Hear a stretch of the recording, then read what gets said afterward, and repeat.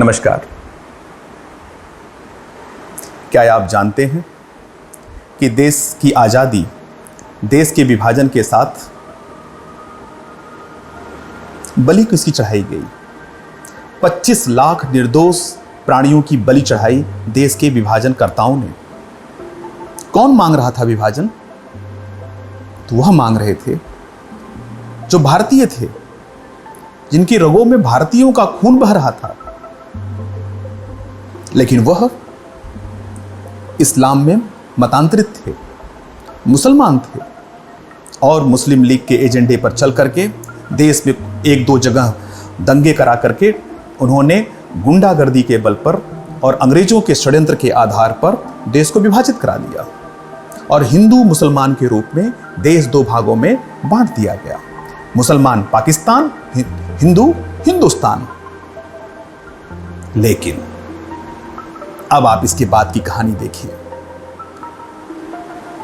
पहले ही आम चुनाव में, भारत के पहले ही आम चुनाव में मुसलमान वोट बैंक बन गया। जी हां, वोट बैंक बन गया, क्योंकि हम लोकतंत्र में रहते हैं और लोकतंत्र में वोट का बहुत महत्व है। सरकार वही बनाएगा जो वोट बैंक पर कब्जा रहेगा, सरकार वही बनाएगा जिस पर वोट बैंक का कब्जा होगा। और संविधान निर्माताओं ने क्या सपने देखे थे? उन महान संविधान निर्माताओं ने लोक संग्रह की बात कही थी। उनकी लोकतंत्र की अवधारणा में लोक संग्रह था, लेकिन वोट बैंक ने उनको लोक संग्रह की जगह लोक संघर्ष में बांट दिया और मुसलमान पहला वोट बैंक बना। उसके बाद हमारे देश के सत्ता लोलुप राजनीतिक पार्टियां और उस समय की कांग्रेस पार्टी और उस समय के जो नेता थे, जिन्होंने पता नहीं कैसे उन्होंने आज़ादी में कौन सा उन्होंने काम किया था, सत्ता उनको इतनी प्रिय थी। भारत की परंपरा, भारत की जाति, भारत की भाषा, भारत के जो आत्मा थे, जिसको समग्र करके जिसकी एक पुकार थी भारतीयता की, उसको ही बांटने लगे। और उस संविधान के अंदर जो समानता की बात करता था, समरसता की बात करता था, सबको जीवन जीने का अधिकार की बात करता था, सबको एक साथ लेकर चलने की बात करता था, उसके अंदर अगड़ा, पिछड़ा, सवर्ण, अवर्ण, दलित जैसे शब्दों को भर दिया। ये बात सच है। समाज का बहुत बड़ा वर्ग गरीब था, शोषित था, वंचित था। कैसे न होता? 800 साल की गुलामी भारत देश ने झेला था। उस गुलामी में क्या भारत के जो जनता थी, भारत की जो यहाँ के प्राण थे, क्या वो जश्न मना रहे थे? 200 साल के अंग्रेजों के निष्कंटक राज में भारतीयों का कैसे कैसे खून चूसा गया, क्या यह भी बताना पड़ेगा किसी को? और धीरे धीरे भारत की राजनीति वोट बैंक की राजनीति हो गई। जो जितना बांट सके वो उतना सत्ता के पास जा सके। और इसमें सबसे बड़ी भूमिका निभाना शुरू किया उन संगठनों ने जो चर्चों के द्वारा फंडिंग थे, जो मदरसों के द्वारा फंडिंग थे, और देश को प्रारंभ से ही जो एक बहुत बड़े षड्यंत्र के आधार पर काम कर रहा है, वह है ईसाई मिशनरियां और इस्लामिक जिहाद। जी हां, जब से यह दोनों संप्रदाय भारत में प्रवेश किए हैं, दोनों का एक ही मोटो है, भारत को संपूर्ण ईसाई बनाना, भारत को संपूर्ण मुस्लिम देश बनाना। इन दोनों का यही स्टेट है। और इन्होंने क्या काम किया? यूरो डॉलर और पेट्रो डॉलर के रूप में देश के अंदर सैकड़ों संगठन खड़े करके देश को कैसे बांटा जा सकता है, उस पर काम शुरू कर दिया। भारत की ही जनता को भारतीयों के विरुद्ध खड़ा कर दिया। आज मुसलमान वोट बैंक बना तो देश की हिंदू जातियों के अंदर तमाम ऐसे जो जातियां हैं, जो कृषक थे, जो पशुपालक थे, जो कारीगर थे, जो श्रमिक थे, जो कर्मकार थे, वह आज जाति बन चुके हैं। और इन जातियों के विमर्श में वोट बैंक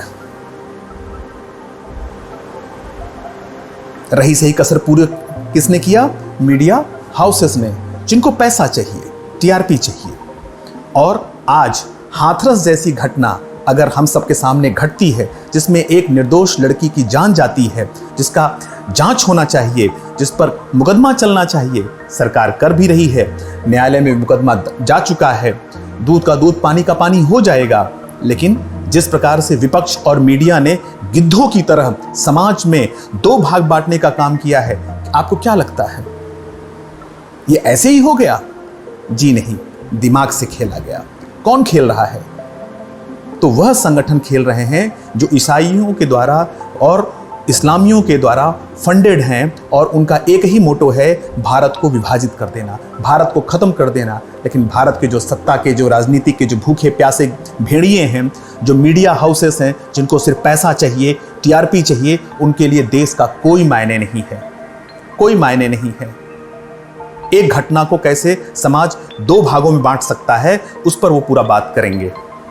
इसका एक बहुत बड़ा उदाहरण एमनेस्टी इंटरनेशनल का प्रमुख आकाश अहमद पटेल, अभी कुछ दिन पहले उसने भाषण दिया और कहा कि भारत के अंदर अब मुसलमान इतनी संख्या में हैं, वो एक अलग देश की मांग कर सकते हैं। एमनेस्टी इंटरनेशनल जो मानवाधिकारों की बात करता है, हजारों करोड़ का इनका बजट है, विदेशों से इनके पास हजारों करोड़ रुपए आते हैं। सरकार की इन पर नजर टेढ़ी हुई क्योंकि इन पर आरोप लगा ये देश को टुकड़े टुकड़े करने के जो गैंग हैं उनमें शामिल हैं, उनमें इनकी भूमिका है। पीएफआई जैसे संगठन है, ये वास्तव में ये जितने भी ये तंत्र हावी हैं, चल रहे हैं, वह कुछ नहीं और है, वह सिर्फ है ईसाई मिशनरियां और इस्लामिक जिहाद को बढ़ावा देने वाले तत्व। तो हे भारतीयों, आप सावधान हो जाइए, आपके सामने बहुत बड़ी लड़ाई है। हमारे सेना के जवान हमारी सीमा की सुरक्षा करेंगे और वो हमेशा करते आए हैं, लेकिन हम भारत के अंदर जो लोग रहते हैं, जो भारत के जाति हैं, जो भारत के समाज हैं, जो भारत के प्राण हैं, उनको यह विचार करना होगा कि हम अपने आने वाली पीढ़ी को क्या देंगे, समाज को बांट करके या समाज को एक करके। वह कौन सा ऐसा धर्म होगा जो, ऐसे कोई भी धर्म को हम स्वीकार नहीं करेंगे जो समाज को बांटता हो, जो समाज को तोड़ता हो। धर्म वही होगा जो समाज को जोड़ता हो, जो व्यक्ति को जोड़ता हो, जो जीवन जीने का अधिकार देता हो, जो सबको स्वतंत्रता देता हो, जो सबको कर्तव्य बोध बताता हो। तो मित्रों, मेरा आप सभी से यही आह्वान है कि सावधान हो जाइए। और यह लड़ाई कोई 100 साल की नहीं है, कई सैकड़ों साल पुराने इस लड़ाई को भारत लड़ रहा है। आवश्यकता हमको आपको जानने की है। जान जाइए, सजग हो जाइए और इन गिद्धों से लड़ने की ताकत को इकट्ठा कर लीजिए, संगठित हो जाइए और देश को प्रथम रखिए, देश को प्रथम रखिए। सबके समानता की, सबके अधिकार की, सबके सुरक्षा की, सबकी खुशी की बात रखिए। ये कैसे हो सकता है? मेरी खुशी किसी की तबाही में, किसी के बर्बादी में है, वो मेरी खुशी नहीं हो सकती, वो मेरी वासना हो सकती है। ऐसे जितने भी वासनाकारक तत्व हैं उन्हें समाप्त कर दीजिए। जय हिंद, जय भारत।